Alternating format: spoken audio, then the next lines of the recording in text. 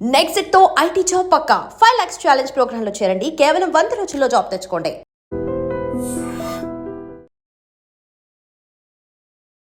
ఐదేళ్ల కన్న కూతురుపై అతి కిరాతకంగా లైంగిక దాడికి పాల్పడిన ఓ కసాయికి పోక్సో న్యాయస్థానం కఠినమైన తీర్పునిచ్చింది. మరణించే వరకు జీవిత ఖైదు అనుభవించాలని పోక్సో కోర్టు ఇచ్చినటువంటి తీర్పు. బాధితురాలు తరపున వాదించినటువంటి పోక్సో స్పెషల్ పీపీ బత్తి రాజశేఖర్ గారు చెప్పిన డీటెయిల్స్ ప్రకారం 2024 ఏప్రిల్ 15వ తేదీన పోక్సో కేసు ఒకటి ఫైల్ అయింది. మహిళా స్టేషన్ ఏసీపీ పెంటారావు గారు ఈ కేసుని ఫైల్ చేశారు. అసలు ఏం జరిగిందంటే ఏప్రిల్ 15 గత సంవత్సరం ఏప్రిల్ 15న రాత్రి 11 గంటల ప్రాంతంలో విశాఖ ఫిషింగ్ హార్బర్కు చెందినటువంటి నిందితుడు అప్పన్న ఇద్దరు పిల్లల్ని తీసుకొని భీమిలి పోలీస్ స్టేషన్ పరిధిలో ఉన్న తగరపు వలస మార్కెట్ యార్డ్ వద్ద తీవ్రంగా కొడుతున్నాడు. ఈ విషయాన్ని కర్ణాటకకు చెందిన లారీ డ్రైవర్లిద్దరూ గమనించారు. భీమిలికి చెందినటువంటి సంతోష్ అనే వ్యక్తి అదే ప్లేస్లో ఒక గోల్డ్ షాప్ దగ్గర సెక్యూరిటీ గార్డుగా పనిచేస్తున్నాడు.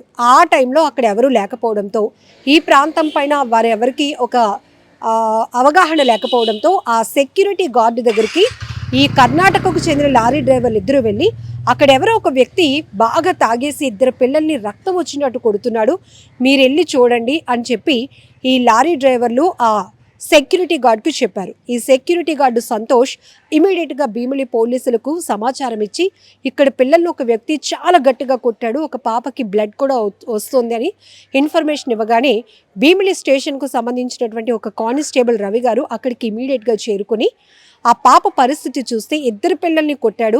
ఇద్దరు పిల్లలు ఒకరు బాబు ఒకరు పాప. పాపకి 5 years.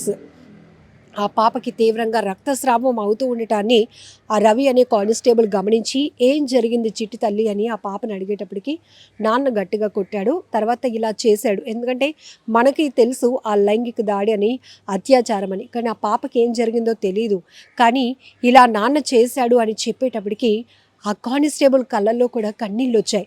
ఇమీడియట్గా ఆ పాపని ట్రీట్మెంట్ కోసం హాస్పిటల్కి తీసుకెళ్తే అటు ఈ పరారీలో ఉన్నటువంటి ఆ వ్యక్తి కోసం, ఈ కసాయి తండ్రి కోసం ఆల్రెడీ పోలీసులు గాలింపు చర్యలు కొనసాగించారు. ఒకవైపు సీసీటీవీలో రికార్డ్ అయిన దృశ్యాలు, ఎవిడెన్స్, మరొక వైపు పాపని ట్రీట్మెంట్కి తీసుకెళ్లిన తర్వాత వైద్యులు కూడా వైద్య పరీక్షలు నిర్వహించి పాప పైన లైంగిక దాడి జరిగిందని నిర్ధారించడంతో ఇమీడియట్గా మహిళా స్టేషన్ ఏసీపీ పెంటారావు గారు కేసు ఫైల్ చేయడమే కాకుండా పోక్సో కేసు కూడా ఫైల్ చేశారు. చాలా సెక్షన్స్ కూడా అతని పైన నమోదు చేశారు. సో ఈరోజు ఇచ్చినటువంటి తీర్పు పోక్సో న్యాయస్థానం అతనికి కఠినమైన శిక్ష విధించింది. ఆ పాప ఫ్యూచర్కి పాప స్టడీస్కి సంబంధించి ప్రభుత్వం కూడా 5 లక్షల రూపాయలు ఆ పాపకి ఇవ్వాలి అని కూడా కోర్టు ఆదేశాలు ఇవ్వడంతో పాటు ఈ కఠినమైన శిక్ష ఏదైతే ఉందో మరణించే వరకు జీవిత ఖైదు అనుభవించాలి అంటూ అతనికి కూడా తీర్పునివ్వటం జరిగింది. ఎంత బాధాకరమైన ఘటన! ఇలాంటి ఘటనలు చెప్పాలంటేనే చాలా బాధేస్తోంది. కానీ పోక్సో పుణ్యమా అని పోక్సో న్యాయస్థానం మాత్రం సత్వరంగా స్పందిస్తూ ఎవిడెన్స్ ఏ చిన్నది దొరికినా కూడా మహిళా స్టేషన్కి సంబంధించినటువంటి సిబ్బంది, ఏసీపీ కూడా ఈ కేసుని చాలా సీరియస్గా తీసుకుంటున్నారు. ఇన్వెస్టిగేషన్ కంటిన్యూ చేస్తున్నారు. ఏ చిన్న ఆధారాలు అది నిజమని నిర్ధారణ చేస్తే ఇమీడియట్గా వాళ్ళని పోక్సో చట్టం, పోక్సో న్యాయస్థానం కఠినంగా వారికి శిక్షలు విధిస్తోంది. ఈ మధ్య కాలంలో ఇలాంటి లైంగిక వేధింపులకు పాల్పడినటువంటి మైనర్లపైన, పిల్లలపైన, మహిళలపైన లైంగిక వేధింపులకు పాల్పడుతున్న వారికి పోక్సో న్యాయస్థానం కఠినమైన శిక్షలు విధిస్తోంది. జీవిత ఖైదులు కూడా పడుతోంది. ఈ ఘటన చాలా బాధాకరమైనప్పటికీ కూడా చెప్పడానికి అసలు మాటలు కూడా రావటం లేదు. ఈ తరహా ఘటనలు అనేకం జరుగుతున్నాయి. మధ్యమత్తులో పిల్లలు, కన్న పిల్లలు అని కూడా చూడకుండా పేట్రేగిపోతున్నారు. కామవాంఛ తీర్చుకోవటానికి ఆ పిల్లల్ని బలి చేస్తున్నటువంటి ఇలాంటి దుర్మార్గులకి ఈ శిక్షలు కూడా కాదు, ఇమ్మీడియట్గానే పడాలి అన్నంత కోపం మనకు వస్తోంది. కానీ ఒక రకమైన ఓరట ఏంటంటే పోక్సో న్యాయస్థానం ఇలాంటి కఠినమైన తీర్పులు వెల్లడించడం ద్వారా కొంతమందికైనా బుద్ధి రావాలి అని మనందరం కూడా అనుకుందాం. ఎందుకంటే ఇలాంటి ఘటనలు ఆగాలి. పసిపిల్లల్ని అలా చిదిమేస్తుంటే వాళ్ళ బాల్యం ఏమైపోతోంది?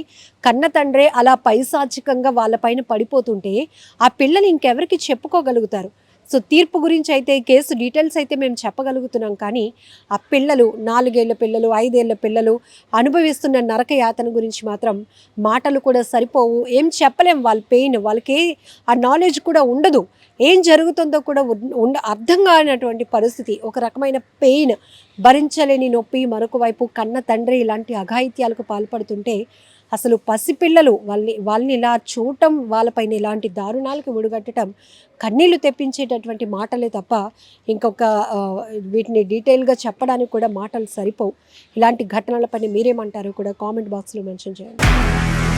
నిజంగా ప్రస్తుతం ఉన్నటువంటి సమాజం దేనికి ప్రయారిటీ ఇస్తుంది? ఆర్థిక సంబంధాల చుట్టూ మాత్రమే తిరుగుతోంది. మళ్ళీ ఎన్నికలంగానే చాలా విరక్తి కలుగుతున్నాం. మంచి అనిపిస్తుంది కదా, లేడీస్ కూడా ఛాలెంజింగ్ జాబ్స్ చేసినప్పుడు చాలా బాగుంటది. ట్రాఫిక్ అసిస్టెంట్స్ గా నియమించిన ట్రాన్స్జెండర్స్ అందరితో సాల్యూట్ చేయించుకుంటున్నారు. ఫుడ్ డెలివరీ ఇవ్వటానికి వెళ్ళినటువంటి డెలివరీ బాయ్ అనిల్ పై కళ్ళ ముందు